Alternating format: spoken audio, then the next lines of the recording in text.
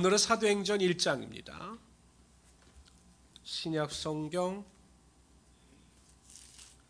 186페이지를 찾아주시기 바랍니다. 신약 성경 186페이지 사도행전 1장입니다.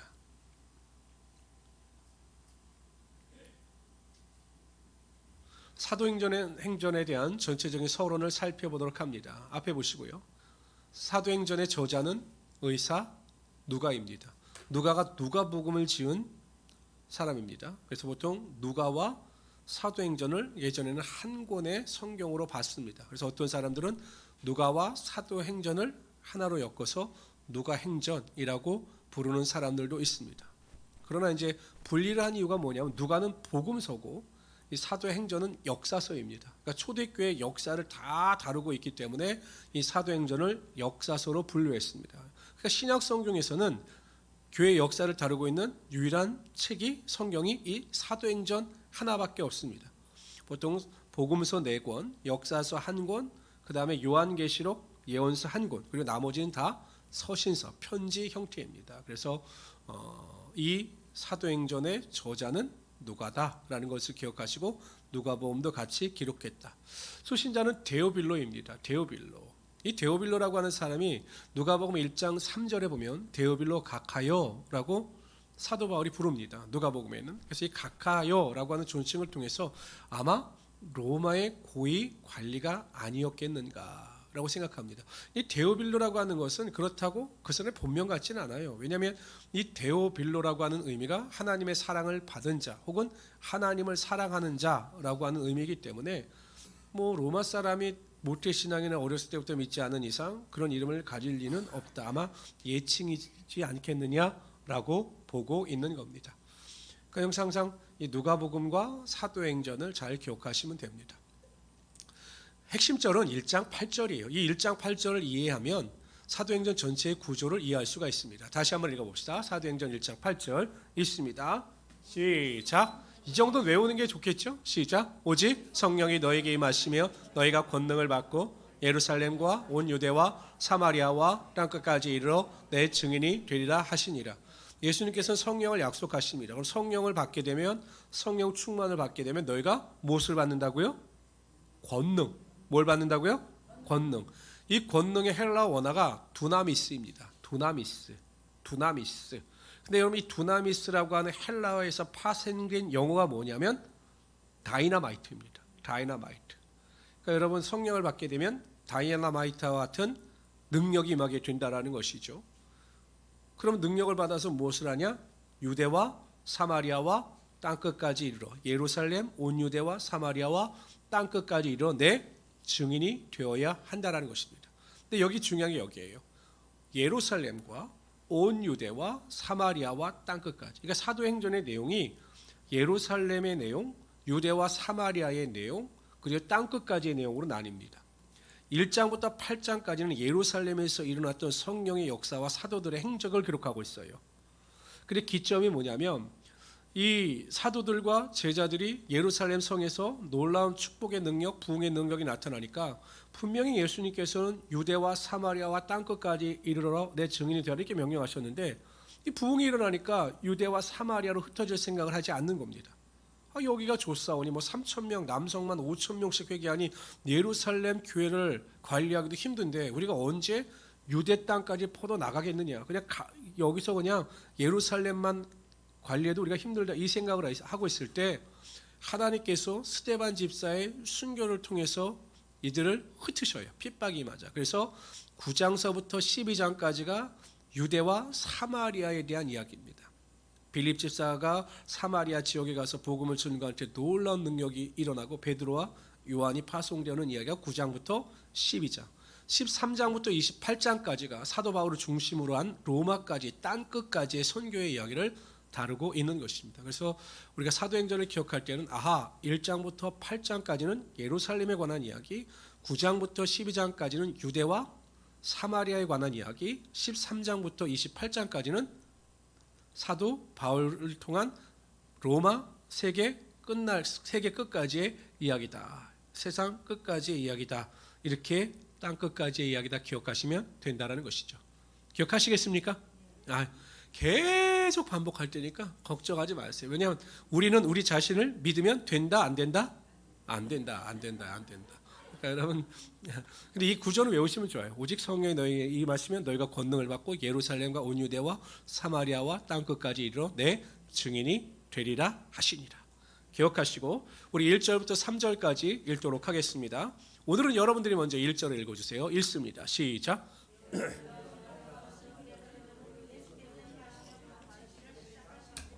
그가 택하신 사도들에게 성령으로 명하시고 승천하신 날까지의 일을 기억하였느니라. 이건 이제 누가복음을 기억했던 이야기를 다시 한번 상기시키는 겁니다. 3절 시작. 그가 고난 받으신 후에 또한 그들에게 확실한 많은 증거로 7일 살아계심을 나타내사 40일 동안 그들에게 보이시며 하나님 나라의 일을 말씀하시느니라. 누가복음에는 이제 예수님께서 고난 받으시고 십자가 달려 돌아가신 다음에 부활 승천하셔서 이 땅에서에 대한 사역을 이야기하셨지만 간단하게 기록을 하고 있습니다. 그런데 다시 한번 언급해서 상기시키는 겁니다. 예수님께서 공생의 기간 동안 어떻게 사역하셨는가에 대한 기록이 2절에 나와요. 그가 택하신 사도들에게 성령으로 명하셨다라는 겁니다. 뭐라고요? 성령으로 명하셨다. 그러니까 성령을 통해서 역사하셨다라는 것입니다. 예수님께서는 성령으로 잉태하셨죠?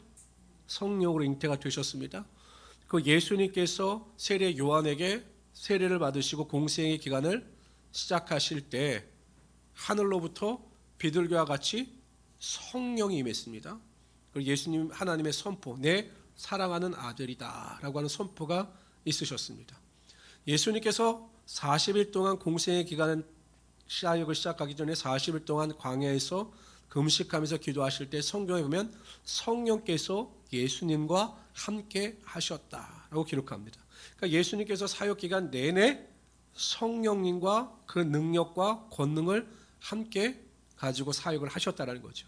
그런데 여러분, 예수님께서 십자가에 달려 돌아가실 때 그 십자가의 중한 고통과 고난 가운데서도 성령의 능력을 의지하심으로 그 고통과 고난을 이기셨습니다. 히브리서에 보면 이렇게 나와요. 다 같이 읽어봅시다. 시작. 하물며 영원하신 성령으로 말미암아 흠없는 자기를 하나님께 드린 그리스도의 피가 너희 양심을 죽은 행실에서 깨끗게 하고 살아계신 하나님을 섬기게 하지 못하겠느냐.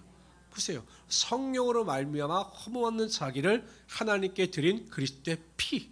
그러니까 예수 그리스도께서 십자가에서 피 흘려 돌아가실 때 그 고난과 고통도 성령과 함께 하심으로 그것을 능히 이기셨다라는 것입니다. 그러니까 예수님의 사역도 성령으로 시작하셔서 성령으로 마무리를 하셨다라는 것입니다. 우리 성도님들도 항상 성령 충만을 받아야 한다라는 것입니다. 에베소서 5장 18절 19절을 보면 술 취하지 말라 이는 방탕한 것이니 성령의 충만함을 받으라 이렇게 말씀하고 있죠. 성령의 충만함을 받으라고 하는 것이 헬라어 문법으로 현지형입니다. 현지형은 지속형이에요. 매일 성령 충만함을 받아서 성령 충만한 상태를 유지해라. 이것이 우리에게 명령하신 하나님의 명령이라는 것입니다. 제가 어저께 뉴스를 보니까 이 코로나 사태로 인하여 이제 사람들이 끝까지 왔대요. 보통 탈진 상태를 요즘에 영어로 번아웃 됐다고 그래요. 그러니까 불타오르는 것이 그냥 꺼졌다는 거죠. 그러니까 사람들이 이게 이제 일상에 갇혀서 매일 집에만 있다 보니까 이제 완전 이제 끝까지 왔다는 거예요. 이제 불이 꺼질 상태까지 번아웃 상태가 왔다라는 거예요. 그래서 막 이렇게 주부들 막 이야기하는 거 보니까 밥 차리고 아이를 뒷바라지하고 이게 너무 힘들어서 나는 뭔가라고 해서 이제 마지막까지 왔다라는 것입니다. 제가 그것을 보면서 느꼈던 것이 뭐냐? 인생이 그래요. 항상 인생은 번아웃이에요. 번아웃. 어떤 한계에 부딪히게 되면 인생의 목표와 소망이 없으면 항상 인생은 탈진하게 되어 있습니다. 그러나 성령께서 함께 하시고 성령께서 우리에게 소망을 주시면 우리가 탈진이 아니라 매일 샘솟는 하나님의 기쁨과 즐거움이 흘러 넘치게 된다라는 것입니다. 그래서 우리 성도님들은 성령 충만을 받으셔서 이 코로나 시대 가운데 하나님이 주신 은혜와 능력으로 소망 가운데 승리하며 살아갈 수 있는 우리 성도들이 되시기를 주님의 이름으로 축원합니다. 한편 예수님께서는 부활하신 후에 3절에 보면 무엇을 가르쳤느냐? 하나님 나라의 일을 말씀하셨다라는 거예요. 하나님 나라의. 예수님께서 공생애를 시작하시면서 가장 먼저 하신 말씀이 무엇이냐면 회개하라 천국 하나님의 나라가 가까웠느니라 이렇게 말씀하셨습니다. 예수님께서 부활하셔서 40일 동안 짧은 기간 동안 제자들에게 가르치시는 것은 이 땅에서 얼마나 잘 살고 잘 먹고 행복하게 사느냐 이것이 아니라 하나님의 나라의 일, 하나님께서 통치하시는 하나님의 나라에 대해서 말씀하셨다는 것입니다. 성도들은 땅의 것에 관심을 두지 말고 하나님 나라에 관심을 두고 하나님의 나라의 일을 생각하면서 살아가야 합니다. 그럴 때 우리 안에 표대를 향하여 살아가는 그 믿음 가운데 하나님의 은혜가 반드시 임하게 되는 것이죠. 골로새서 3장 1절 2절을 다시 한번 읽어봅시다. 시작. 그러므로 너희가 그리스도와 함께 다시 살리심을 받았으면 위의 것을 찾으라. 거기는 그리스도께서 하나님 우편에 앉아 계시느니라. 위의 것을 생각하고 땅의 것을 생각지 말라. 사도 바울 보십시오. 그냥 구원을 받아 하나님의 자녀가 되고 사도로서 사명자로서 부르심을 받자마자 세상을 바라보는 눈이 바뀌었습니다. 어떻게 바뀌었느냐? 전에 자신이 보물과 같이 여겨지던 모든 세상의 것이 다 배설물과 같이 여겨지더라는 거죠. 그러한 온전한 변화가 있을 때 우리가 하나님을 섬기며 하나님을 위하여 살아갈 수 있게 된다는 것입니다. 사람이 변하는 게 쉬울까요? 쉽지 않을까요? 쉬울까요? 쉽지 않을까요? 70살 먹은 어르신에게 인생을 한번 바꿔보시오 말하는 것이 그분에게는 그게 가능한 일일까요? 보통 남자들한테 이렇게 이야기한다고 하죠. 아내들 좀 바꿔. 당신 좀 바꾸면 좀 이렇게 살 수가 있으니까 좀 바꿔. 이제 70세 먹은 어르신에게 이렇게 이야기하면 남자들이 그렇게 이야기하면 냅둬 이대로 살다 죽을 거야. 이렇게 이야기한다는 거예요. 왜냐하면 고치기가 힘든 거죠. 근데 여러분 우리가 예수를 만나면 바뀔 수가 있어요. 왜냐하면 예수를 만나면 삶의 목적과 가치관이 바뀌기 때문에 세상에 헛된 것이 아니라 하나님 안에서 진정한 가치를 발견하고 위의 것을 생각하며 하나님의 나라의 일을 생각하며 살아가게 된다는 것입니다. 그런 믿음을 가지고 온전히 승리하며 살아갈 수 있는 귀한 성도들이 되시기를 주님으로 축원합니다. 4절부터 11절까지 읽도록 하죠. 4절 제가 읽겠습니다. 사도와 함께 모이사 그들에게 분부하여 이르시되 예루살렘을 떠나지 말고 내게서 들은 바 아버지께서 약속하시는 것을 기다리라. 요한은 물로 세례를 베풀었으나 너희는 못 날이 몇 되어 성령으로 세례를 받으리라 하셨느니라. 그러니까 성령의 세례에 대해서 이제 약속하신 걸 말씀하시고, 근데 제자들의 반응이 좀 참 신기합니다. 6절 한번 같이 읽어볼까요? 시작. 그들이 모였을 때 예수께 여쭈어 이르되 주께서 이스라엘 나라를 회복하심이 이때니까 하니. 그러니까 성령의 능력이 임하지 않으니까 여전히 세상적인 것, 예수님께서 정치적인 메시아로 로마를 정복하시고 이 땅의 왕이 될 것을 아직도 묻는 겁니다. 그러니까 성령이 임하지 않으면 여전히 육신의 일을 생각하는 거죠. 7절 시작. 이르시되 때와 시기는 아버지께서 자기의 권한에 두셨으니 너희가 알 바 아니요. 8절 다 같이 읽읍시다. 시작. 오직 성령이 너희에게 마시면 너희가 권능을 받고 예루살렘과 온 유대와 사마리아와 땅끝까지 내 증인이 되리라 하시니라. 이 말씀을 마치시고 그들이 보는데 올라져 가시니 구름이 그를 가려 보이지 않게 하더라. 올라가실 때에 제자들이 잘세 하늘을 쳐다보고 있는데 흰 옷 입은 두 사람이 그들 곁에 서서 이르되 갈릴리 사람들아 어찌하여서 하늘을 쳐다보느냐. 너희 가운데서 하늘로 올려주시니 예수는 하늘로 가심을 본 그대로 오시리라 하였느니라. 4절에 보면 예루살렘을 떠나지 말라 이렇게 말씀하셔요. 근데 여러분 아시다시피 예수님의 제자들 12제자들은 전부 갈릴리 출신들이 많거든요. 그러니까 이제 이 예루살렘은 이 남쪽 유다 지역이고 제자들이 활동하던 지역, 제자들의 고향은 갈릴리로 올 수가 있는 북쪽의 갈릴리 지방입니다. 그러니까 제자들에게 예루살렘이 익숙할까요? 익숙하지 않을까요? 익숙하지 않죠. 아는 사람도 그렇게 많지 않아요. 근데 왜 굳이 예수님께서는 예루살렘을 떠나지 말고 이곳에 모여서 너희가 기도하라 이렇게 말씀하셨을까요? 두 가지 이유가 있습니다. 첫째는 하나님의 성전이 어디에 있었습니까? 예루살렘에 있었기 때문에. 그렇기 때문에 예루살렘은 하나님의 임재를 상징하는 겁니다. 두 번째는 예수님께서 십자가에 달려 돌아가신 곳이 어디입니까?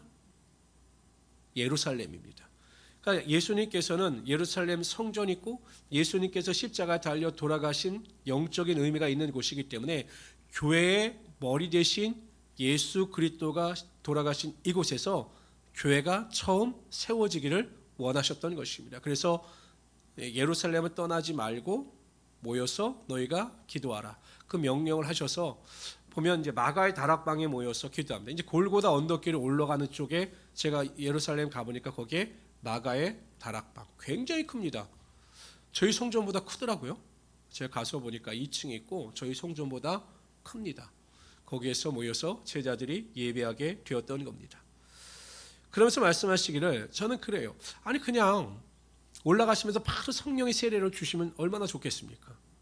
예수님 올라가시고 성령께서 오시면 그냥 바로 체인지가 되는 거기 때문에. 근데 예수님께서 뭐라고 말씀하시냐면 아버지의 약속하신 것을 기다리라. 기다리라고 말씀하셔요. 그러니까 아직 성령의 임재가 임할 때가 아니었기 때문에 약속하신 것을 기다리라.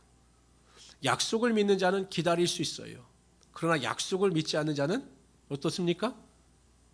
기다리지를 못한다라는 것이죠. 제가 신권사님은 기억하실지 모르지만 제가 아직도 잊어버리지 않는 그 5살 때 충격 하나가 뭐가 있었냐면 신권사님이 저를 서울에, 제가 서울이었으니까 그때가 아마 종로나 광화문 그쪽이었던 것 같아요. 5살 된 저를 이렇게 건물 앞에다 세워놓으시고 여기 기다리고 있으면 엄마가 올 테니까 기다리고 있어. 그리고 누구를 만나러 가셨는지 가셨어요. 제가 울었을까요? 안 울었을까요? 얼마나 울었는지 몰라요. 왜 울었을까요? 부모를 믿지 못했기 때문에 제가 그런 거예요. 부모를 믿지 못했기 때문에. 그 약속을 믿지 못했기 때문에 내가 다시 온다라고 하는 약속을 믿지 못했기 때문에 나를 버린 게 아닌가라고 해서 울은 거죠. 그때 헤어졌으면 제가 더 큰 위대한 종이 됐을지 모릅니다만 하여튼 그때 그러니까 약속을 믿지 못하니까 우는 거예요. 불안해서. 제자들에게 그걸 말씀하시는 거죠. 하나님은 약속을 반드시 지키시는 하나님이시고 성령을 약속하셨기 때문에 너희가 기다리라. 때와 시기는 모르지만 반드시 성령을 너에게 허락하여 주실 것이다 라고 말씀하셨습니다. 히브리서 10장 36절에 보면 너에게 인내가 필요하면 너희가 하나님의 뜻을 행한 후에 그의 약속을 받기 위함이라. 하나님은 그 약속을 믿고 기다리고 인내하는 자에게 그 믿음을 보시고 하나님의 약속이 반드시 성취되게 하여 주시려는 것입니다. 그래서 우리 성도님들도 항상 하나님의 때를 기다리면서 소망 가운데 인내하며 승리할 수 있는 하나님의 귀한 성도들이 되시기를 주님의 이름으로 축원합니다. 그러면서 1장 8절에 보면 권능도 받고 땅끝까지 이르러 내 증인이 되라. 이 증인이라고 하는 헬라어 원어의 의미가 순교자예요. 순교자. 그러니까 예수님께서는 제자들에게 너무 무리한 요구를 하신 거죠. 너희도 죽어야 한다는 겁니다. 나를 위해서 복음을 증거하다가 순교자적 죽음을 맞이해야 된다. 이렇게 강조하고 있는 것입니다. 믿음 생활의 기준이 될 수 있습니다. 우리가 교회 생활할 때나 사회 생활할 때나 가정 생활할 때 내가 죽으면 아무 문제가 일어나지 않습니다. 다른 사람에게 무엇을 요구할 필요가 없어요. 내가 죽으면 됩니다. 내가 죽은 자와 같이 반응하지 않고 내가 죽은 자와 같이 감정을 표출하지 않고 내가 죽은 자와 같이 말하지 아니하면 하나님의 역사는 나타나게 되어 있는 것입니다. 항상 죽은 자와 같이 순교자의 사명을 가지고 살아가시는 하나님의 귀한 성도들이 되시기를 주님의 이름으로 축원합니다. 왜 이렇게 대답이 없으십니까? 이 죽는 게 너무 힘들어요. 죽는 게. 그럼 죽어야 돼요. 순교자처럼 죽어야 됩니다. 죽으면 역사가 나타나게 되어 있습니다. 제가 오늘부터 저희 집안부터 한번 제가 점검해 보도록 하겠습니다. 죽었는지 안 죽었는지 한번 제가 점검해 보도록 하겠습니다. 12절부터 14절까지 읽도록 하죠. 제가 12절 읽겠습니다. 제자들이 감람원이라는 산으로부터 예루살렘에 돌아오니 이 산은 예루살렘에서 가까워 안식일에 가기 알맞은 길이야. 그러니까 여러분 이 유대인들이 얼마나 그 율법을 철두철미하게 지키려고 했냐면 안식일에는 걸어갈 수 있는 거리를 제한했어요. 한 2km 정도? 그 이상을 걸어가면 이것은 율법을 어긴 거가 된다는 겁니다. 그래서 오늘도 보면 제자들도 같은 그 안식일을 어기지 않은 거죠. 근데 여러분 이 감람산이라고 하는 곳을 가보면 저도 가봤는데 예루살렘이 있고 예루살렘 성이 있고 감람산은 이 건너편에 있는 언덕이에요. 그런데 여기가 깊은 골짜기로 이렇게 이루어져 있어요. 그러니까 감람산이 있고 예루살렘 성이 있으면 이렇게 골짜기가 이렇게 이뤄서 거리상으로는 멀지 않은데 골짜기로 내려와서 골짜기로 올라가야 하는 그런 구조였는데 안식일에도 걸어갈 만한, 안식일을 어기지 않을 정도의 거리였다라는 겁니다. 13절 읽읍시다. 시작. 들어가 그들이 요한은 다락방으로 들어가니 베드로, 요한, 야고보, 안드레와 빌립, 도마와 바돌로메, 마테와 및 알페오의 아들 야고보, 셀로딘 시몬, 야고보의 아들 유다가 다 거기 있어 여자들과 예수의 어머니 마리아와 예수의 아우들과 더불어 마음을 같이하여 오로지 기도에 힘쓰니라. 예수님의 4명의 아우들도 같이 이제 동참하게 되었다라는 것입니다. 마음을 같이해서 기도했습니다. 어떻게 기도했느냐? 마음을 같이해서. 14절에 보면 더불어 마음을 같이해서 기도했다라는 것입니다. 한 마음을 품고 하나님께 기도했다라는 것입니다. 두 번째, 오로지 기도에 힘썼다라는 것입니다. 기도에 집중했다라는 거죠. 딴 생각하지 아니하고 약속하신 성령의 능력을 받기 위하여 오직 기도에만 힘썼다라는 것입니다. 예수님께서 마지막 겟세마네 동산에서 예수님의 사명을 위하여 간절히 기도할 때 땀방울이 땅에 떨어지는 핏방울과 같이 되었다라고 말씀하고 있습니다. 간절히 기도할 때, 애절하게 기도할 때 그러한 현상이 나타나게 되었다라는 것입니다. 성도 여러분들이 예레미야 29장 13절에 보면 너희가 전심으로 나를 찾고 찾으면 나를 만나리라. 간절한 마음을 가지고 오로지 기도에 힘쓸 때 하나님께서 여러분들을 만나주시고 여러분의 기도 가운데 응답하여 주시는 것입니다. 그래서 여러분 의심하지 말고 무슨 일이든지 간절한 마음을 가지고 오로지 기도에 힘쓰심으로 하나님의 놀라운 능력을 체험하며 살아갈 수 있는 귀한 성도들이 되시기를 주님의 이름으로 축원합니다. 15절부터 26절까지는 어떤 내용이냐면 가룟 유다가 죽지 않습니까? 그래서 제자들이 이제 11명이 되었습니다. 그런데 베드로가 기도하다 말고 하나님께서 주신 지혜를 가지고 가룟 유다가 죽은 것은 시편에 예언되어진 이야기다. 그리고 시편에 보면 그가 죽으면 그의 직분을 다른 사람에게 옮겨서 세워야 한다라고 하는 말씀이 있으니 우리가 다른 제자 한 사람을 기도하여 세우자라고 제안하여 마띠아라고 하는 사람을 세우는 이야기가 나오고 있습니다. 제가 15절 읽겠습니다. 모인 무리의 수가 약 120명이 되더라. 그때 베드로가 그 형제들 가운데 일어서서 이르되 형제들아 성령이 다윗의 입을 통하여 예수 잡는 자들의 길잡이가 된 유다를 가리켜 미리 말씀하신 성경이 응하였느니라 마땅하니라. 이 사람은 본래 우리 수 가운데 참여하여 이 직무의 한 부분을 맡았던 자라. 이 사람이 불의한 사고로 밭을 사고 후에 몸이 곤두박질하여 배가 터져 창자가 다 흘러나온지라. 이 일이 예루살렘에 사는 모든 사람에게 알려져 그들의 말로는 그 밭을 아겔다마라 하니 이는 피밭이라는 뜻이라. 시편에 기록되었을 때 그의 거처를 황폐하게 하시며 거기 거하는 자는가 없게 하옵소서 하였고 또 일렀을 때 그의 직분을 타인에게 취하게 하소서 하였도다. 이러므로 요한의 세례로부터 우리 가운데 올려져 가신 날까지 주 예수께서 우리 가운데 출입하실 때 항상 우리와 함께 다니던 사람 중에 하나를 세워 우리와 더불어 예수께서 부활하심을 증언할 사람이 되게 하여 하리라 하거늘 그들이 두 사람을 내세우니 하나는 바사바라 하고 별명은 유스도라 하고 하나는 요셉이요 하나는 마띠아라. 그들이 기도하여 이르되 무사람의 마음을 아시는 주여 이 두 사람 중에 누가 주님께 택하신 바 되어 봉사와 및 사도의 직무를 대신할 자인지를 보이옵소서. 유다는 이 직무를 버리고 제 곳으로 갔나이다 하고 제비 뽑아 마띠아를 얻으니 그가 11사도의 수에 들어가니라. 16절에 보면 형제들아 성령이 다윗의 입을 통하여 예수 잡는 자들의 길잡이, 여기서 유다를 가리켜 미리 말씀하신 성경이 응하였으니 마땅하도다. 그러면서 가룟 유다가 성경에 예언된 대로 죽었다라는 거예요. 그 성경 구절이 여기입니다. 다 같이 읽어봅시다. 시편 41편 9절입니다. 시작. 내가 신뢰하여 내 떡을 나눠 먹던 나의 가까운 친구도 나를 대적하여 그의 발꿈치를 들었나이다. 이것이 이제 가룟 유다에 대한 예언이라는 거죠. 그래서 예수님을 배반한 것이 성경의 것을 이루게 한 것이다. 이렇게 설명을 합니다. 그러면서 20절 읽어봅시다. 시작. 시편에 기록하였을 때 그의 거처를 황폐하게 하시며 거기 유하는 자가 없게 하소서 하였고, 그래서 가룟 유다가 비참하게 죽은 거죠. 또 일렀으되 그의 직분을 타인이 취하게 하소서 하였도다. 그의 직분, 12사도의 직분이라고 하는 것을 타인에게 취하소서. 그러니까 가룟 유다가 죽임을 당하게 되면 다른 사람을 또한 그를 대신하여 세워야 한다. 이렇게 시편에서 예언하고 있다는 것입니다. 그게 어디냐면 시편 109편 8절입니다. 시작. 그의 연수를 짧게 하시며 그의 직분을 타인이 빼앗게 하시며.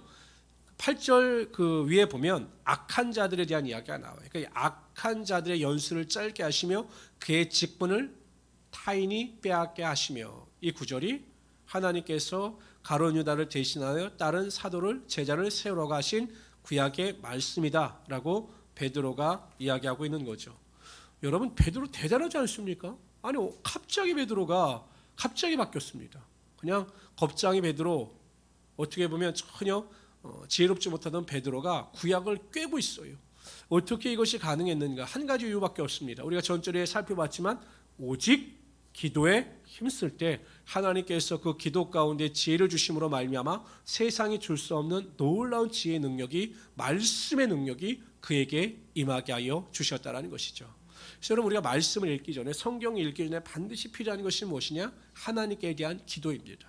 그러니까 말씀을 막 읽기 전에 하나님, 제가 하나님의 말씀을 읽을 때마다, 하나님의 말씀을 묵상할 때마다 깨닫는 지혜를 주시고 이 말씀을 통해서 은혜를 받게 하여 주십시오라고 기도하면 하나님께서 그러한 은혜와 능력을 허락하여 주신다라는 겁니다.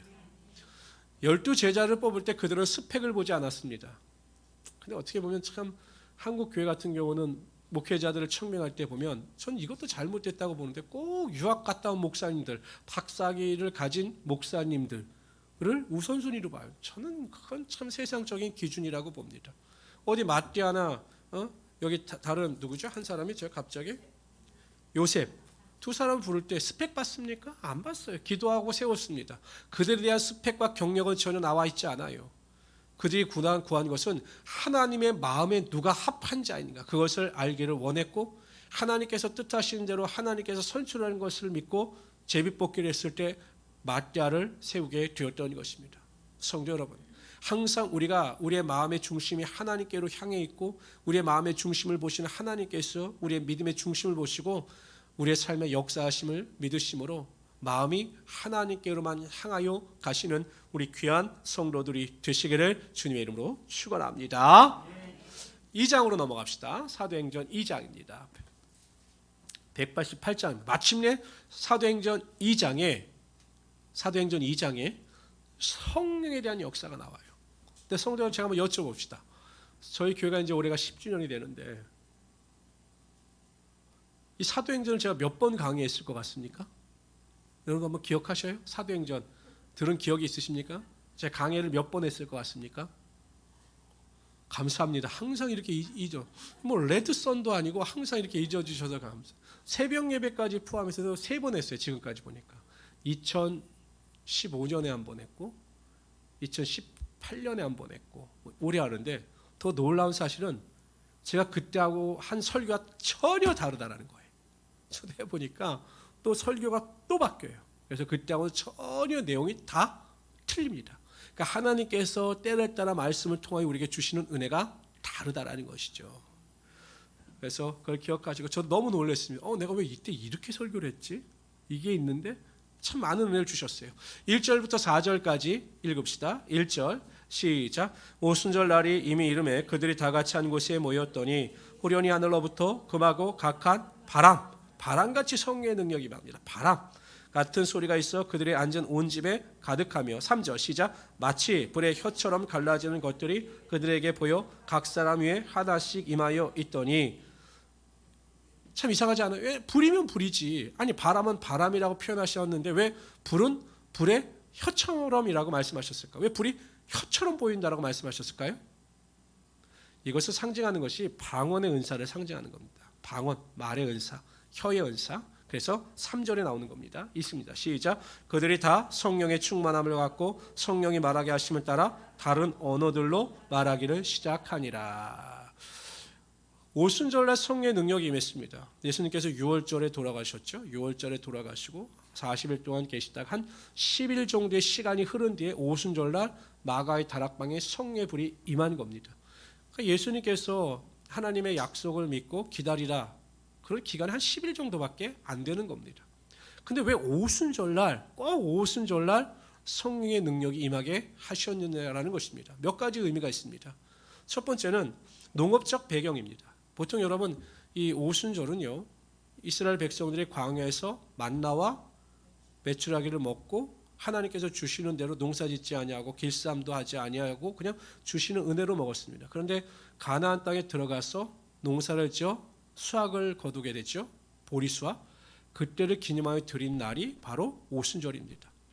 그러니까 육적인 양식을 얻었던 오순절이 성령의 충만을 통해서 영적인 양식을 얻게 되는 그러한 의미가 있다. 이렇게 볼 수 있는 것이 바로 농업적 배경이고요. 두 번째는 시대적 배경입니다.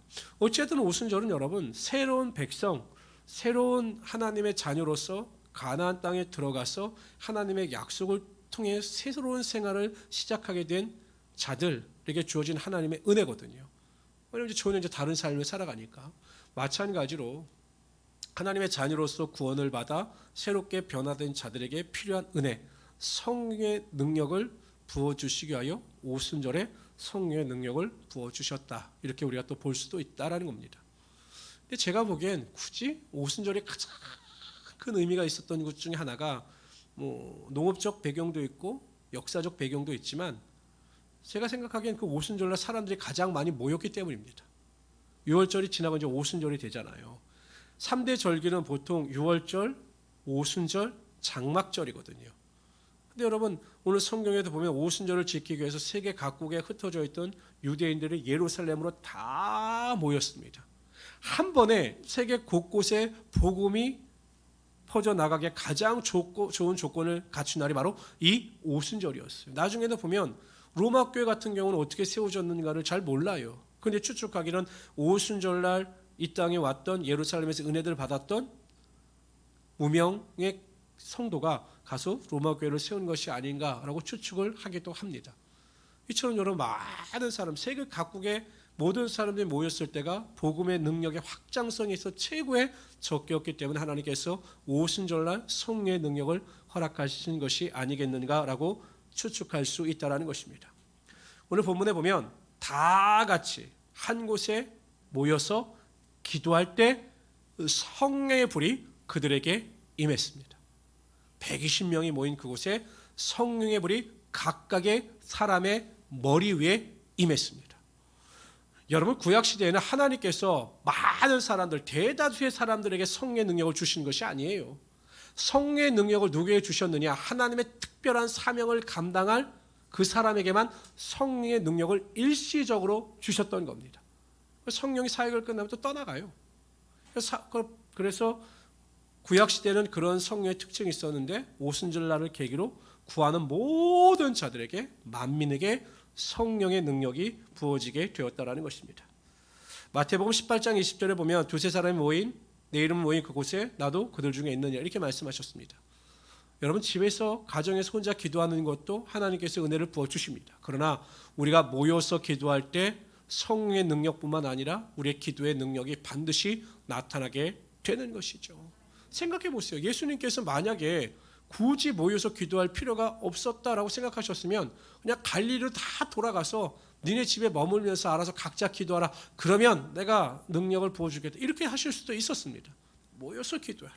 모여서 기도할 때, 모여서 예배할 때, 모여서 찬양할 때 내가 능력을 가출로 부어주실 것이다 라고 약속하셨기 때문에 우리는 때를 얻든지 못 얻든지 항상 모여서 하나님께 영광을 돌리며 살아갈 수 있는 귀한 성도들이 되시기를 주님의 이름으로 축원합니다. 지금 현상이 그렇지 않아요, 여러분? 코로나 사태로 여러분 모이질 못해요. 아유, 뭐 비대면으로 예배하면 되죠. 아이고, 글쎄요, 비대면이요. 비대면으로 혼자 앉아서 가정에서 기도하는 것도 한계가 있습니다. 같이 이런 거가 똑같아요. 제가 자주 드는 비유이지만 우리 고깃집에 가서 숯불 갈비를 시키면 숯불을 가져다 줍니다. 그러면 그 막 숯불이 막 불기가 있어서 고기를 구워 먹죠. 그 모여 있는 숯불을 끄는 방법 뭐 간단해요. 이렇게 갖고 나가가지고요. 그 모여 있는 숯불을 하나 이렇게 띄어뜨려 놓으면 금세 숯불들이 다 꺼져 버립니다. 신앙도 모여서 믿음으로 기도하고 부르짖을 때 능력이 임하고 권능이 많은 것이지 혼자 기도할 때 쉽지 않습니다. 근데 지금 마귀가 그러한 술책을 쓰고 있어요. 모이기를 피하게 만드는 겁니다. 그냥 코로나로 인해서 그냥 모이지를 못하게 하는 거죠. 많은 교회들이 그래서 여러분 예배를 중단한 교회들이 많아요. 저희 교회는 대면과 비대면을 같이 하면서 어찌하든 모여서 기도하고 이 성전의 기도의 불이 끊이지 않게 새벽 예배 때마다 부르짖어 기도하지 않았습니까? 근데 어떤 교회들은 그냥 문을 닫아버리고 모이지 못하게 했어요. 위험하다고. 그리고 나서 모일 교회가 있어 모이게 하니 성도들이 교회를 나오지 않는 겁니다. 너무 편하니까 집에서 예배 드리는 것이. 저는 항상 우리 성도들이 깨어 있으셔서 한 곳에 모여서 될 수 있는 대로 이렇게 예배하고 20명이라도 모여서 기도할 때 하나님의 역사가 여러분을 통해서 흘러넘치게 되는 것이고 하나님의 권능이 나타나게 될 것입니다. 항상 믿음을 가지고 승리하며 살아갈 수 있는 하나님의 귀한 성도들이 되시기를 주님의 이름으로 축원합니다. 얼마 전에도 저희 목사님 한 분이 저에게 전화를 하셨어요. 임 목사, 나 임 목사가 걱정이 돼서 전화했어. 그러시면서 하시는 말씀이 딴 분들한테도 전화하셨어요? 아니, 왜요? 그 사람들 예배도 안 드리는데 내가 뭘 걱정해? 왜 전화하셨어요? 지금 안양에 코로나가 많이 터졌다고 하니까 임 목사 뭐 예배할 때 조심해야 돼. 네 목사님 감사합니다. 저 조심할게요라고 전화를 끊었습니다. 목회자들도 아는 거예요. 안 모이는 사람들은 걱정할 필요가 없다라는 거죠. 안전하니까 문제가 없으니까 그 사람도 걱정할 필요가 없다라는 겁니다. 하나님은 절대로 하나님을 포기하지 않는 자들을 포기하지 않으셔요. 하나님을 찾는 자들을 만나주시고 믿음으로 기도하는 자들에게 하나님의 권세가 나타나게 하여 주시는 것입니다. 이렇게 예배하는 우리 성전에 모여서 예배하는 우리 성도님들, 가정에서 비대면으로 예배하는 우리 성도들, 사모하는 믿음을 통해서 하나님의 능력을 체험해 살아갈 수 있는 귀한 성도들이 되시기를 주님으로 축원합니다. 우리 5절에서 13절까지 읽도록 하죠. 5절 제가 읽겠습니다. 그때 경건한 유대인들이 천하 각국으로부터 와서 예루살렘에 머물러 있더니 이 소리가 남의 큰 무리가 모여 각각 자기 방언으로 제자들이 말하는 것을 듣고, 지금 이게 놀라운 일이 뭐냐면 아프리카에서도 오고 유럽에서도 오고 막 온 거예요, 유대인들이. 그런데 제자들이 방언을 하는데, 성령의 방언을 하는데 그게 자기 나라 말로 들리는 겁니다. 아프리카 말로 들리고, 지금으로 아마 영어로 들리고, 일본어로, 중국어로 막 들리는 거예요. 너무 신기한 거죠. 제자들은 갈릴리에서 잔뼈가 굵은 어부들이고 외국어를 능통하지 못한 사람들인데 그들이 기도하는데 그것이 자기네 말로 다 들리는 겁니다. 그래서 이 사람들이 신기해서 모여드는 거예요. 근데 저는 이게 더 신기해요. 우리 교회에서 예배를 하는데 저 바깥에 있는 사람들이 다 듣고 교회로 몰려드는 것과 똑같은 거거든요. 그게 들리겠어요? 근데 성령께서 역사하시니까 그들의 기도 소리가 그 유대인들의 귀에 들리게 하시더라는 겁니다. 하나님께서 하시고자 하면 능치 못할 일이 없으시다라는 겁니다. 8절부터 읽읍시다. 시작. 우리 각 사람이 난 곳 방언으로 듣게 되는 것이 어찌 됨이냐? 우리는 바데인과 메디인과 엘람인과 또 메소포타미아, 유대와 갑바도기아, 본도와 아시아와 부르기아와 밤빌리아와 애국과 및 구레네에 가까운 리비아 여러 지방에 사는 사람들과 로마로부터 온 나그네 곧 유대인과 유대교에 들어온 사람들과 그레데인과 아라비아인들이라. 우리가 다 우리의 각 언어로 하나님의 큰 일의 말함을 듣는도다 하고 다 놀라며 당황하여 서로 이르되 어찌 된 일이냐 하며, 이 사람들 영적인 사람들이 그래도 이게 무슨 일이냐, 신기한 일이다, 당황한 겁니다. 근데 여러분 전혀 이상하게 반응하는 사람들도 있습니다. 보세요. 시작. 또 어떤 이들은 조롱하여 이르되 그들이, 여러분 우리가 하나님 안에서 신령한 것을 전하더라도 신령한 것을 신령하게 받아들이는 자들이 있는가 하면 이렇게 술 취했다고 조롱하는 사람들도 있음을 분명히 인식하시기를 바랍니다. 복음 증거하다 보면 별의별 사람들 다 만나잖아요. 내 주먹을 믿겠다, 예수 믿는다고 다 잘 되면 당신은 왜 그렇게 사냐, 이렇게 조롱하는 사람들이 많습니다. 그 조롱에 상처를 받지 말라라는 것입니다. 이렇게 조롱하고 멸시하는 자들도 반드시 있기 때문에 낙심하지 아니하고 기도하면 하나님은 하나님의 방식대로 반드시 하나님의 뜻을 이루어 가실 것입니다. 그래서 하나님의 충성된 일꾼들이 되시기를 주님의 이름으로 축원합니다. 14절부터 36절까지는요 베드로의 설교입니다. 굉장히 길어요. 그런데 간략한 내용이 다 압축이 될 수가 있습니다. 14절부터 36절까지 읽읍시다. 제가 14절 읽겠습니다. 베드로가 여러한 사도와 함께 서서 소리를 높여 이르되 유대인들과 예루살렘에 사는 모든 사람들아, 이 일을 너희로 알게 한 것이 내 말 할 것이니 내 말에 귀를 기울이라. 때가 제3시니 너희 생각과 같이 이 사람들이 취한 것이 아니라. 3시면 지금으로 말하면 오전 9시입니다. 오전 9시부터 술 취할 사람들이 있을 수도 있겠구나. 그러나 전혀 그렇지 않다라는 거예요. 오전 9시이기 때문에 우리가 술 취하는 것이 아니라는 겁니다. 시작. 이는 곧 선지자 요엘을 통하여 말씀하신 것이니 일렀으되 하나님이 말씀하시기를 말세 내가 내 영을 모든 육체에 부어주리니 너희의 자녀들은 예언할 것이요 너희의 젊은이들은 환상을 보고 너희 늙은이들은 꿈을 꾸리라. 그때 내가 내 영을 너희 남종과 여종들에게 부어주리니 그들이 예언할 것이요 또 내가 위로 하늘에서는 기사를 아래로 땅에서는 징조를 베풀리니 곧 피와 불과 연기로. 이게 요엘서에 나오는 주님의 날에 임할 심판의 내용을 지금 베드로가 이야기하고 있는 것입니다. 20절 시작. 주의 크고 영화로운 날이 이르기 전에 주고 달이 변하여 피가 되리라. 누구든지 주의 이름을 부르는 자는 구원을 받으리라 하였느니라. 그러니까 여러분 17절부터 21절까지는 우리가 술 취한 게 아니다. 우리가 성령의 충만함을 받은 것은 요엘서의 요엘 선지자가 예언한 것처럼 성령의 불이 우리 모든 자들에게 임한 것이다 라는 것을 17절부터 21절까지 설명하고 있는 겁니다. 22절부터 32절까지는 다윗의 말을 인용해서 예수 그리스도께서 죽으시고 부활하신 내용에 대해서 증거하는 겁니다. 그러니까 예수님의 죽으심과 부활이 믿지 못할 사항이 아니라 우리가 존경하는 다윗의 입술을 통해서도 이미 예언된 것이다 라고 그의 설교를 하는 겁니다. 22절 제가 읽겠습니다. 이스라엘 사람들아 이 말을 들으라. 너희도 아는 바와 같이 하나님께서 나사렛 예수로 큰 권능과 기사와 표적을 너희 가운데서 베푸사 너희 앞에서 그를 증언하였느니라. 이건 아는 거죠. 그 자리에 모인 유대인들도 예수님께서 기적과 능력을 행하신 것을 아는 겁니다. 23절 시작. 그가 하나님께서 정하신 뜻과 미리 아신 대로 내준 바 대업권을 너희가 법 없는 자들의 손을 빌려 못 박아 죽였으나 하나님께서 그를 사망의 고통에서 풀어 살리셨으니 이는 그가 사망에 매여 있을 수 없었습니다. 다윗이 그를 가리켜 이르되 내가 항상 내 앞에 계신 주를 배웠음이며 나로 요동하지 않게 하기 위하여 그가 내 우편에 계시도다. 지금도 예수님께서 하나님 우편에 계신 것을 다윗도 안다라는 것입니다. 그러므로 내 마음이 기뻐하였고 내 혀도 즐거워하였으며 육체도 희망에 거하리니 이는 내 영혼을 음부에 버리지 아니하시며 주의 거룩한 자로 썩음을 당하지 않게 하실 것이미로다. 주께서 생명의 길을 내게 보이셨으니 주 앞에서 내게 기쁨이 충만하게 하시리라 하였으므로 형제들아 내가 조상 다윗에 대하여 담대히 말할 수 있느니 다윗이 죽어 장사되되 그 묘가 오늘까지 우리 중에 있도다. 그는 선지자라 하나님 이미 맹세하사 그 자손 중에서 한 사람을 구해 앉게 하리라 하심을 알았고 다윗은 알았다라는 것입니다. 예수님께서 메시아가 구원자가 되심을 알았다라는 것입니다. 31절 시작. 미리 본 고로 그리스도의 부활을 말하되 그가 음부에 버림이 되지 않고 그의 육신이 썩음을 당하지 아니하리라 하더니 이 예수를 하나님이 살리신지라. 우리가 다 일의 증인이로다. 그러니까 예수 그리스도의 죽으심과 부활하심에 대해서 다윗도 알고 있었고 다윗도 믿었을 뿐만 아니라 그 일에 대해서 우리가 증인이라는 것입니다. 예수님께서 죽으시고 부활하신 것을 우리는 봤다. 이렇게 베드로가 강조하고 있는 것이죠. 그러니까 예수님께서 죽으신 것은 역사적 사실이다 강조하는 것입니다. 그러면서 33절부터 36절까지 결론적인 이야기를 내립니다.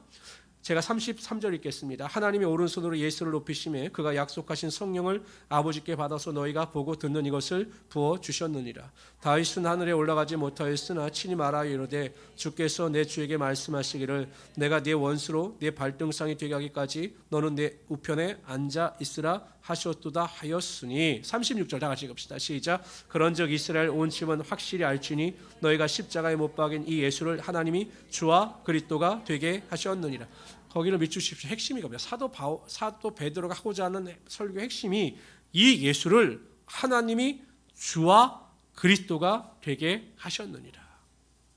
죽으시고 부활케 하심으로 육신을 입고 이 땅에 보내심으로 결국 하나님께서 하시고자 했던 핵심은 예수님이 우리의 주인이 되시며 예수님이 우리의 구원자가 되신다라는 것을 알게 하셨다라는 것입니다. 우리의 삶의 주인은 오직 예수 그리스도십니다. 우리는 하나님께 속한 것이고 하나님의 소유된 자들입니다. 그래서 예수 그리스도만이 우리의 삶의 주인이 되신다라는 것입니다. 뿐만 아니라 예수 그리스도만이 우리의 삶의 유일한 구원자가 되십니다. 여러분 세상 사람들이 말하는 것처럼 구원의 길은 다양하지 않아요. 예수를 믿든 석가를 믿든 마호멧을 믿든 공자를 믿든 착한 일만 행하면 다 천국에 들어갈 수 있다 주장하는 자들은 어리석은 자들이고 백성을 속이는 자들입니다. 성경은 분명히 말씀하십니다. 예수님께서 말씀하시기를 내가 길이요 진리요 생명이니 나로 말미암지 않고는 내 아버지께로 갈 자가 아무도 없느니라. 천하 인간의 구원 얻을 만한 다른 이름을 우리에게 주신 일이 없다. 오직 예수 그리스도만이 우리의 삶의 유일한 구원자가 되신다라는 것입니다. 아무리 똑똑하고 지혜로운 자가 세상에서 존경받는 자가 누구를 믿든 우리는 다 구원을 받을 수 있습니다. 선행을 하며 다 구원을 받을 수 있습니다. 라고 말한다 해도 우리는 그것을 믿지 말아야 합니다. 오직 우리의 삶의 구원자는 예수 그리스도 한 분이심을 분명히 믿고 선포하며 살아갈 수 있는 우리 귀한 성도들이 되시기를 주님의 이름으로 축원합니다. 37절부터 42절까지 읽읍시다. 이제 반응이 나타납니다. 그 복음의 메시지를 듣고 반응이 나타나요. 37절, 그들이 이 말을 듣고 마음에 찔려 베드로와 다른 사도들에게 물어 이르되 형제들아 우리가 어찌할꼬 하거늘 베드로가 이르되 너희가 회개하여 각각 예수 그리스도의 이름으로 세례를 받고 제사함을 받으라. 그리하면 성령의 선물을 받으리니 이 약속은 너희와 너희 자녀와 모든 먼데 사람 곧 우리 하나님이 얼마든지 부르시는 자들에게 하신 것이라고 또 여러 말로 확증하여 권하여 이르되 너희가 이 패역한 세대에서 구원을 받으라 하니 그 말을 받은 사람들은 세례를 받음에 이날의 신도의 수가 3,000이나 더하더라. 그들이 사도의 가르침을 받고 서로 교제하고 떡을 떼며 오로지 기도하기를 힘쓰니라. 그들이 심령의 찔림을 받았습니다. 찔림을 받았어요. 그 설교를 듣고. 그런데 찔림을 받은 것에 멈춘 것이 아닙니다. 그들이 베드로에게 뭐라고 이야기하냐면 우리가 어떻게 하면 좋겠느냐라고 묻습니다. 베드로가 그 길을 가르쳐 주지요. 예수 그리스도 회개하고 예수 그리스도의 이름으로 세례를 받고 제사함을 받으라 이렇게 이야기합니다. 그러면 성령을 선물로 받을 것이다. 그곳에 모였던 모든 유대인들이 이 베드로의 말을 따라 행함으로 그들의 놀라운 은혜를 체험하게 되었던 것입니다. 우리가 하나님의 말씀에 찔림을 받았다. 우리가 하나님의 말씀에 각성을 얻었다라고 할 때 깨닫고 찔리는 수준에 머무는 것이 아니라 내가 깨달은 대로 믿음으로 행할 때 하나님께서는 우리와 함께하여 주셔서 하나님의 능력이 반드시 임하게 하여 주시는 것입니다.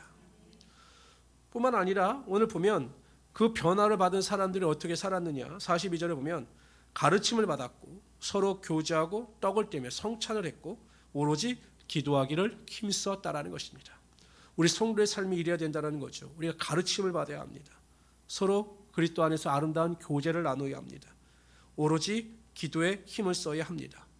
그리고 성찬을 통하여 매일 예수 그리스도의 피 흘림과 우리의 구원하심에 대해서 감사할 수 있어야 한다는 것입니다. 항상 이러한 은혜와 능력을 가지고 살아갈 수 있는 귀한 성도들이 되시기를 주님의 이름으로 축원합니다. 성경 공부를 같은 것이 여러분 모여서 하기가 굉장히 힘든 시대가 됐습니다. 이제 공식적으로. 그런데 여러분 비대면 예배가 되면서 좋은 것이 무엇이냐면 제 설교가 계속 업그레이드가 됩니다. 새벽마다 모든 것을 다 강의하죠. 수요 예배 사도행전하죠. 지난주까지 금요일날 갈라디아서 했습니다. 주일 설교하죠. 솔직히 제가 보기에는 이것만 제대로 여러분 공부하시고 이해하시고 아셔도 굳이 성경 공부 제가 필요 없을 것 같아요. 근데 이것도 안 하는데 꼭 성경 공부가 필요하다고 하시는 분들이 있어요. 그러니까 이런 거죠. 학교 학생들이 학교 공부를 열심히 하지 않으면서 꼭 학원만 가면 공부하려고 하는 학생들이 있어요. 그러지 말라라는 겁니다. 그러니까 여러분 홈페이지에 가보면 설교가 다 저장이 되어 있어요. 그러니까 여러분들이 내가 사도행전을 이번에 제대로 좀 공부 좀 해야 되겠다 싶으면 지금 강의를 잘 들으시면 됩니다. 그리고 뭐 금요기도에도 마찬가지죠. 그러니까 여러분들 항상 우리가 배우는 일에 대해서 소홀하지 마시고 말씀의 능력 가운데 거하며 살아갈 수 있는 귀한 성도들이 되시기를 주님으로 축원합니다. 43절부터 47절까지는 하나님께서 인정하시는 아름다운 교회의 모습에 대해서 나옵니다. 43절 제가 읽겠습니다. 사람마다 두려워하는데 사도들로 말미암아 기사와 표적이 많이 나타나니 믿는 사람이 다 함께 있어 모든 물건을 서로 통용하고 또 재산과 소유를 팔아 각 사람의 필요를 따라 나눠주며 날마다 마음을 같이하여 성전에 모이기를 힘쓰고 집에서 떡을 떼며 기쁨과 순전한 마음으로 음식을 먹고 하나님을 찬미하며 또 온 백성에게 친송을 받으니 주께서 구원받는 사람을 날마다 더하게 하시니라. 교회 안에 기사와 표적이 나타났습니다. 교회 안에는 하나님의 능력이 나타나야 합니다. 하나님은 어제나 오늘이라 영원토록 동일하신 하나님이시기 때문에 지금도 우리가 믿음으로 구하고 의심하지 아니할 때 교회 안에서 병 고침의 기사와 능력도 나타나고 귀신이 쫓겨나는 권세와 능력도 반드시 나타나게 되어 있는 것입니다. 우리가 믿음대로 믿을 때 소원할 때 반드시 그러한 역사가 나타나게 되는 것이죠. 우리 교회 안에서 이러한 기사와 능력 사람이 변화되고 새 사람의 능력을 경험하는 놀라운 일이 일어날 수 있도록 끊임없이 기도할 수 있는 우리 성도들이 되시기를 주님의 이름으로 축원합니다. 두 번째, 서로의 필요를 채워주고 어려운 사람들을 도와주었습니다. 믿는 사람이 다 함께 있어 모든 물건을 서로 통용했습니다. 또 물건이 재산이 많은 사람들은 재산과 소유를 팔아 각 사람의 필요를 따라 나눠줬습니다. 혹자들은 여기에서 공산주의가 출발했다라고 이야기합니다. 똑같이 배분해서 썼다. 근데 여러분 공산주의와 초대교회는 달라요. 왜냐하면 초대교회는 자발적으로 냈습니다. 공산주의는 부자들 것을 뺏어서 가난한 자들에게 나눠주는 거죠. 여기에 큰 차이가 있는데 사람들은 헷갈립니다. 그래서 공산주의도 기독교에 기반했다. 천만의 말씀이죠. 빼앗는 것과 자발적인 것은 전혀 다른 겁니다. 그런데 그렇게 무식한 말을 하는 사람들이 많이 있어요. 교회 안에도. 절대 아닙니다. 물론 공산주의가 배울 수는 있겠죠. 처음에 시작할 때는 이상적인 사회주의 모델을 교회에서 채울 수 있었지만 인간 스스로 은혜를 받지 아니하면 내놓을 수가 없어요. 빼앗을 수는 있지만 은혜를 받지 아니하면 그것을 스스로 내놓을 수 없습니다. 그러나 성령의 능력이 임하게 되자 많은 사람들이 자신의 재산을 가난한 자를 위하여 나눠 주더라는 것입니다. 우리 성도들이 교회 안에서 착한 일을 넉넉히 베풀 수 있도록 하나님 나를 축복하여 주시옵소서. 제가 주일날도 말씀드렸는데 늦은 비와 같이 나에게 축복의 능력이 임하게 하여 주셔서 착한 일을 베풀며 살아가게 하여 주시옵소서. 제가 아니면 우리 자녀들에게 복이 넘치게 하여 주셔서 하나님 또한 섬기게 하여 주시옵소서라고 기도하시기를 바랍니다. 세 번째, 한 마음을 품었습니다. 모이기에 힘썼습니다. 제가 이번 설교를 준비하면서 가장 큰 은혜를 받았고 깨달았던 성경 구절이 여기입니다. 46절 다 같이 읽어봅시다. 읽습니다. 시작. 날마다 성전에 모이기를 힘쓰고, 그 다음에 뒤에 집에서 떡을 떼며, 여기가 중요한 거예요. 성전에 모였지만 집에서도 떡을 뗐습니다. 성찬을 했다라는 거예요. 성찬. 이게 뭡니까? 이게 가정 예배와 구역 예배를 드린 거예요. 구역 예배. 구역 예배를 집에서 드린 겁니다. 그러면서 기쁨과 순전한 마음으로 음식을 먹었다라는 것이에요. 그러니까 여러분 초대교회 가장 중요한 핵심 중에 하나가 구역 활동이었다는 거예요. 구역 활동. 그러니까 여러분 정말 부한 사람들이 자기 집에 사람들을 초대해서 음식도 나눠 먹고 그 안에서 예배를 드리면서 하나님의 영광을 드러낼 때 많은 교회 성도들을 통해서 칭찬을 얻게 하시고 교회가 부흥하는 원동력이 되었다라는 것입니다. 제가 결심했습니다. 제가 코로나만 조금만 하면 구역 예배를 활성화시켜야 되겠다. 왜냐하면 예배라고 하는 큰 바퀴와 구역 예배라고 하는 작은 바퀴가 서로 조화를 이루며 모이게 힘쓸 때 하나님께서 그 모임을 통해서 하나님의 역사와 능력이 반드시 나타나게 하여 주시는 거죠. 근데 요즘에 자꾸 우리 집을 공개하기도 싫어하고 우리 집에서 예배 드리는 것도 싫어한다? 이것도 성경적이 아니다라는 거죠. 사도행전을 볼 때 집에서 떡을 떼며 집에서 음식을 나눠 먹었다라는 것입니다. 내 가정을, 내 집을 교회, 작은 교회 처소로 드렸다라는 것입니다. 그래서 결국 어떻게 합니까? 온 백성에게 친송을 들었습니다. 예수를 잘 믿으면, 하나님의 말씀대로 성령의 능력대로 살아가면 세상 사람들에게도 칭찬을 받게 되어 있다는 것입니다. 로마서 14장 18절을 봅시다. 시작. 이로써 그리스도를 섬기는 자는 하나님께 기뻐하심을 받으며 사람에게 칭찬을 받느니라. 그리스도를 온전히 섬기는 자는 하나님을 기쁘시게 할 뿐만 아니라 세상 사람들로부터도 칭찬을 받게 되어 있습니다. 나만 잘 믿으면 되지 뭐. 물론 복음을 증거하다 오해를 받을 수 있지만 결국 하나님을 온전히 섬기는 자에게 하나님께서 그를 영원롭게 하심으로 영광과 존귀를 얻게 하여 주신다는 것입니다. 이런 믿음을 가지고 성령의 사람, 성령 충만한 교회가 될 수 있도록 최선을 다하시는 우리 성도들이 되시기를 주님의 이름으로 축원합니다. 기도합시다. 주시 하나님 감사합니다. 우리를 사랑하여 주시고 은혜와 능력 가운데 붙잡아 주심을 감사합니다. 하나님, 사도행전을 통해서 이제 성령의 역사가 교회를 통하여 어떻게 이루어졌는가를 우리가 살펴보게 하심을 감사합니다. 점점 예배가 식어져 가고 교회의 능력이 사라져가는 이 시대 가운데 행복한 우리 순복음교회를 통해서 표적과 기사와 성령의 능력이 충만한 교회가 되게 하여 주시고 우리 모든 성도들의 불같은 성령의 능력을 체험하게 하여 주시옵소서. 항상 우리는 무엇을 먹을까, 무엇을 마실까, 무엇을 입을까만 고민하고 갈등합니다. 이것이 아니라 우리가 어떻게 하면 성령의 능력을 더입어 하나님의 영광을 위하여 살 것인가, 어떻게 권능의 능력을 가지고 살 것인가를 기도하며 사모하는 성도들이 다 되게 하여 주시옵소서. 오늘 함께 하심을 감사하며 예수님의 이름으로 기도드리옵나이다. 아멘.